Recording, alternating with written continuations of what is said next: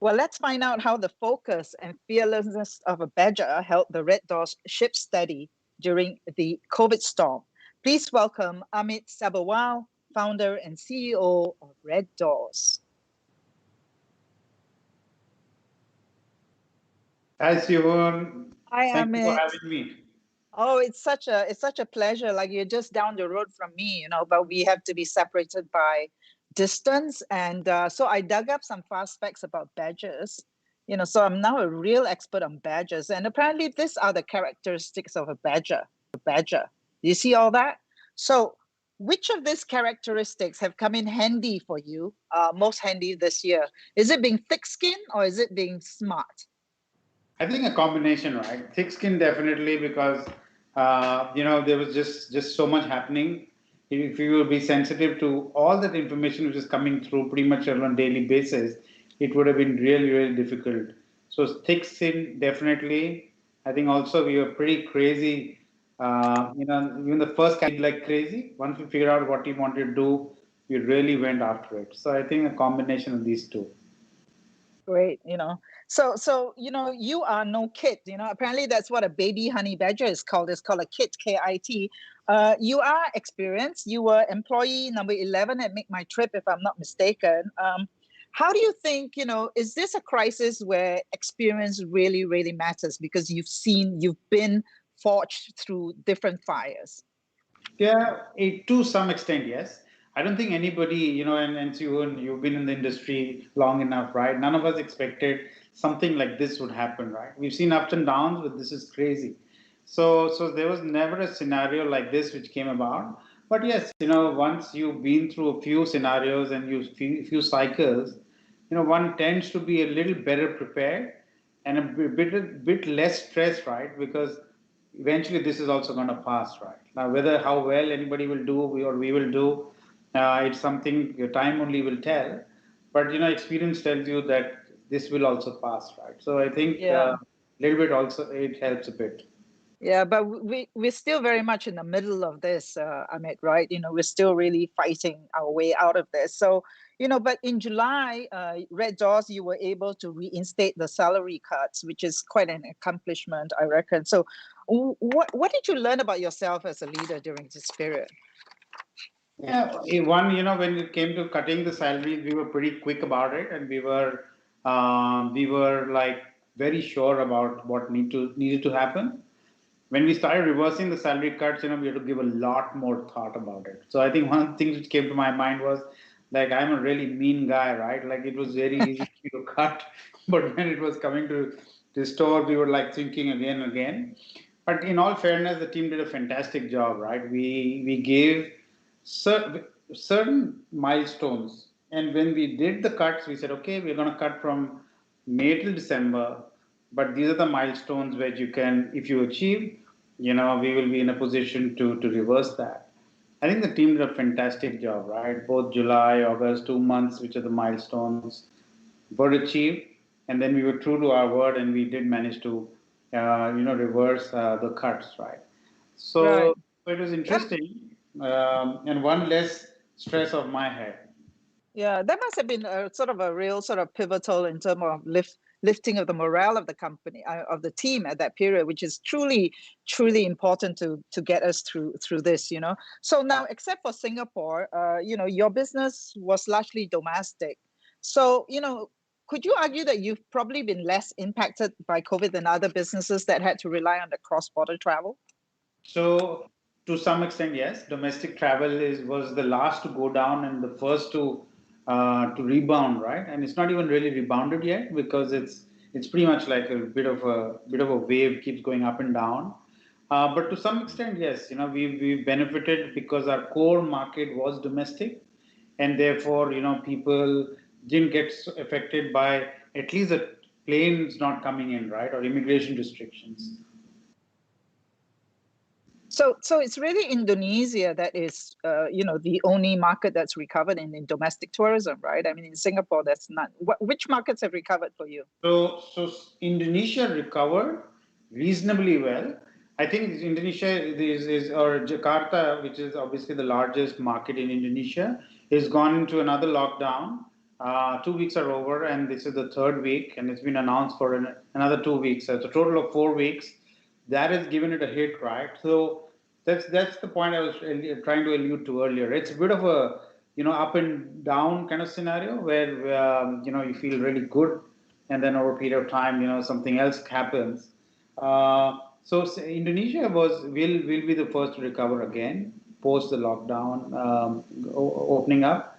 I think Singapore did a fantastic job on just managing the whole crisis, right? But also, stay-at-home notices, or because we're in the affordable accommodation play, a lot of folks who are Malaysians who are working in Singapore stayed with us. Some of the dormitories shut down, and those customers stayed with us. So Singapore didn't have cross-border travel, right?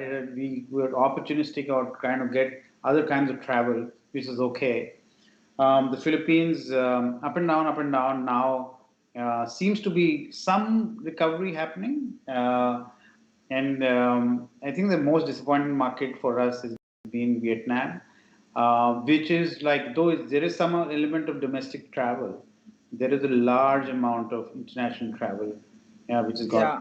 that's got affected, right? Yeah, that's kind of a different. I mean, we had Kian earlier, right, and saying that the domestic market in the Vietnam is quite substantial, actually. So I guess everybody's just going to go for that one, one piece of the pie. Now, I mean, clearly you've had to get tough in the area of cost, right, and get smarter about operations. And you've spoken about how you're deploying tech to replace humans at this period to really get more efficient. How successful have you been about that? Is that one area that you're strengthening in your business?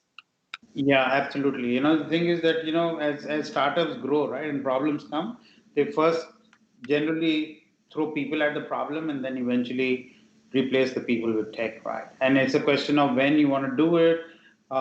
You can use those finite tech resources to either build your consumer side business, but when you don't have a consumer side business which is growing at a rapid pace, then you kind of, use those same resources to get more efficient, right? So that's what we've been doing.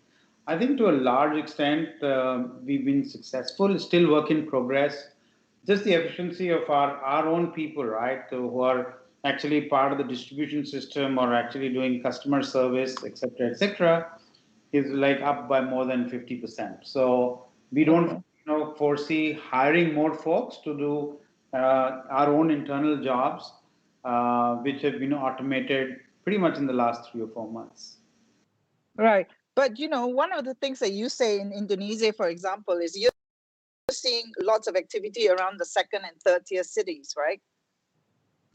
Yes, some activity, yes. Okay. So there's no denying the fact that Indonesia has got a large urban center, and which is basically the Jakarta region, right? And of course, it's got a lot of other smaller centers, but like disproportionately dependent on the Jakarta and the Greater Jakarta region. Right. So, we're going to have Airbnb going public, this year. And you've also spoken about your aspiration to go public. And you've kind of predicted that there will be more sort of companies going public. Tell us about, were you inspired by Make My Trip's debut on NASDAQ in 2010? Do you remember that day? Yeah. So, yeah. So, I mean, tell us your thinking behind, that belief. Yeah, no, I think that, of course, Make My Trips debut was a memorable moment, right? And anybody who's been through such a situation would love to do it again. And now, if one can be the person who's leading it, it'll be even better, right? So the aspiration is definitely there. And I personally also feel that companies have to have a public kind of outcome, right? And it gets a lot easier to raise money from the public markets at a much cheaper price. And there's just a lot of opportunity which come about when you manage to do a decent size IPO. So that's our thinking, and we're all looking forward to the Airbnb IPO. There'll be phenomenal good news. Just for the overall for the industry, it'll be a big upliftment. And also we feel that, or at least I feel that every company has to go through a journey, and the big milestone in the journey should be a logical outcome, which is an IPO in our case, right? So yes, definitely we look forward to it, and it all really depends on how things pan out. but the aspiration is always there.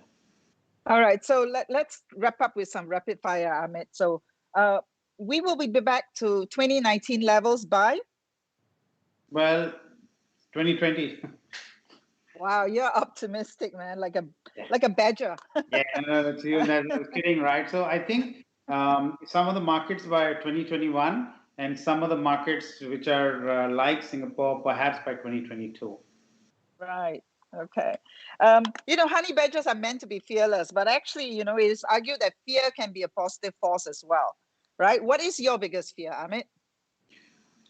Well, to be honest, one of my biggest fears is that the pandemic might outlast us, and that is something which we keep thinking about, right? Um, and more than the pandemic, I think I'm kind of a little fearful about the way the general world leadership has been kind of handling the pandemic and just the way the U.S. election and the whole China piece, like macros which are way beyond our control, right? It's something which when I track, I find it weird, and I feel uneasy about these things. But anything which is within our control, we are fine with. Yeah, I think that's been sort of the biggest frustration of this crisis. Is there's so many things beyond our control. So leaders must also feel okay with being misunderstood. What do you think is the most misunderstood thing about you? That's a tough question, yeah, Siew, but frankly, at this stage, one doesn't care, right? So That's good. and the other way is like my life is an open book, so it's all good. Okay. All right. The thing I want to understand more of is This is how cryptocurrency works and how this is if it is going to replace the US dollar and gold as the currency of the future. okay. The thing I would invest more money in is New markets exploration, definitely. I think we've cracked the business model in our core markets. We definitely look forward to expanding when the time is right and put all the money in new markets expansion. thank you. Thank you, Amit, for sharing your aspirations with us. May you stay forever fearless and focused to achieve your dreams for RedDoorz. Thank you, Amit. Thank you, Stephen. Thank you.